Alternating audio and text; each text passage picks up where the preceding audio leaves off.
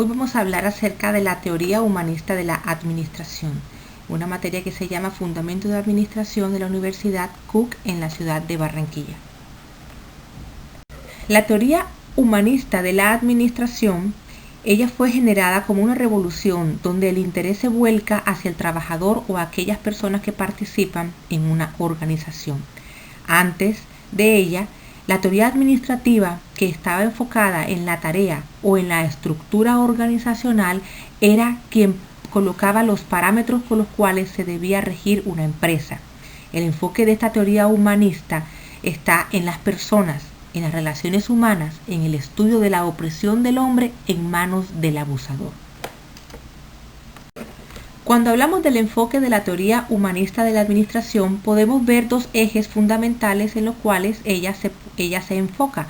El primero es análisis del trabajo y la adaptación del trabajador al trabajo, y el segundo, la adaptación del trabajo al trabajador.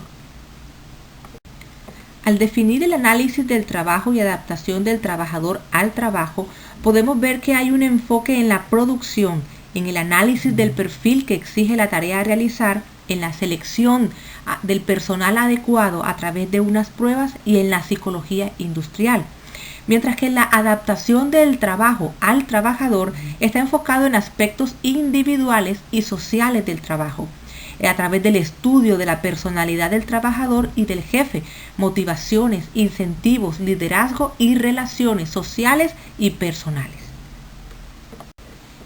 Los principales exponentes de esta teoría son George Elton Mayo, que fue un australiano psicólogo industrial, sociólogo especializado en teorías de las organizaciones y las relaciones humanas. Él también es conocido por estudios de organización del comportamiento. Otro exponente es Otway Teed, que define la administración como el conjunto de actividades propias de ciertos individuos de un grupo de personas reunidos en una entidad. Por otro lado, encontramos a Mary Parker Follett. Él desarrolló la idea de relaciones recíprocas, defendió el principio de integración y de compartir el poder.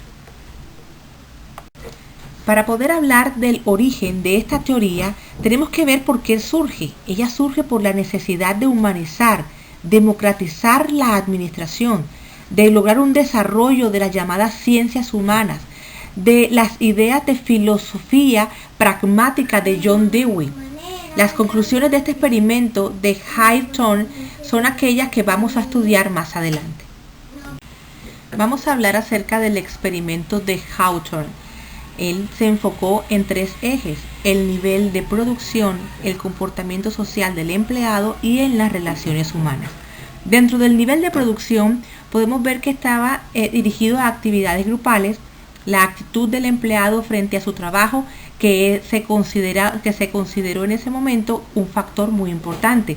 Para el comportamiento social del empleado, tendría que analizar cuando el trabajador actúa como miembro de un grupo, y que es importante la amistad y los grupos sociales de los trabajadores. Dentro de las relaciones humanas podemos ver que es una tarea que se dedica a formar gente capaz de comprender y de comunicar, compuestas por jefes democráticos, persuasivos y apreciados.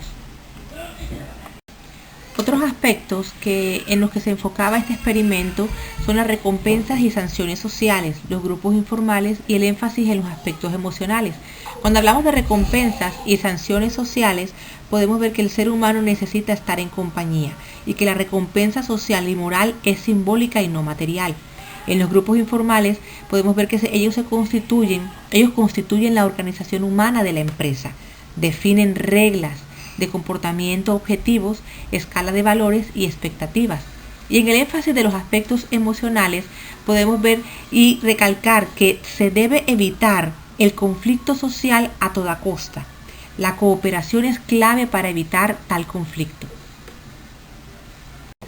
Dentro de la administración, esta teoría humanista fue muy importante, fue una revolución completa. Pero este experimento de Hawthorne fue trascendental para las decisiones y para el avance de esta teoría. Este experimento brindó la posibilidad de que los trabajadores que reciben atención especial rindan mejores resultados tan solo porque recibieron dicha atención. Este experimento se realizó para obtener esta información, para alcanzar y a conocer las causas que afectaban la salud de los trabajadores. Esta información, para que fuera confiable, se tuvo que hacer mediante observaciones planificadas. Esta investigación se hizo en 4 etapas. En la primera fase de este experimento de Hawthorne, podemos ver que en esta fase se seleccionaron 2 grupos de obreras que ejecutaban la misma operación en condiciones idénticas. Un grupo de observación trabajó bajo intensidad variable de luz, mientras que el segundo de control trabajó bajo intensidad constante. Se pretendía averiguar qué efecto producía la iluminación en el rendimiento de los obreros. Los observadores no encontraron una relación directa entre las variables, sin embargo, verificaron con sorpresa la existencia de otras variables difíciles de aislar, una de las cuales fue el factor psicológico. Las obreras reaccionaban al experimento de acuerdo con sus suposiciones personales, o sea, se creían en la obligación de producir más cuando la intensidad de la luz aumentaba y producir menos cuando disminuía.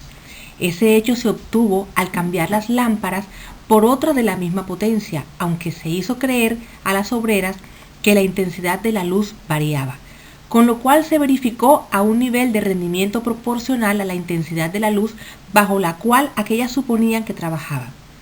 Se comprobó la primacía del factor psicológico sobre el fisiológico, la relación entre condiciones físicas y la eficiencia de los obreros, que puede ser afectada por las condiciones psicológicas.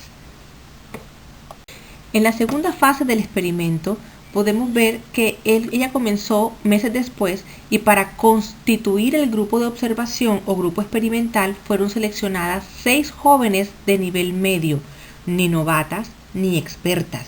5 montaban relés, mientras la sexta suministraba las piezas necesarias para mantener un trabajo continuo.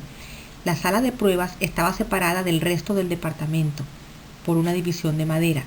La mesa y el equipo eran idénticos a los usados en el departamento, pero tenían un plano inclinado con un contador de piezas individuales que indicaba en la cinta que era la cinta perforada, la producción de cada joven, y la producción fácilmente fue medible. Se constituyó en el índice de comparación entre el grupo experimental. En la tercera fase se modificó el sistema de pagos. En el grupo de control se pagaba por tareas en grupo. Como los grupos eran numerosos, eran compuestos por más de 100 jóvenes, las variaciones de producción de cada joven se diluía con la producción del grupo y no se reflejaban en su salario individual. En el grupo experimental se separó el pago de las jóvenes. Como el grupo era pequeño, ellas percibieron que sus mejores esfuerzos individuales repercutían directamente en su salario. En este periodo de 8 semanas aumentó la producción. En la cuarta fase podemos ver que se marca el inicio del cambio directo en el trabajo. Se introducen 5 minutos de descanso a mitad de la mañana y otros 5 minutos a mitad de la tarde. Esto logró que se presentara un nuevo aumento en la producción. Podemos concluir que entre los aportes principales de esta teoría humanista podemos ver que la experiencia fue subjetiva para la libertad de elección. Hubo un enfoque en el rol activo del organismo y las personas fueron enseñadas a ser capaces de enfrentar tanto sus problemas personales como sus problemas grupales.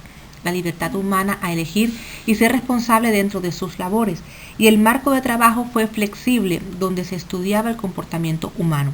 Eso nos llevó a la conclusión de que aunque todas las teorías, cada una es enriquecida en sus diferentes ejes, ninguna es absoluta, y en este podemos reconocer que incluir intencionalmente el comportamiento humano pudo mejorar la producción de la empresa.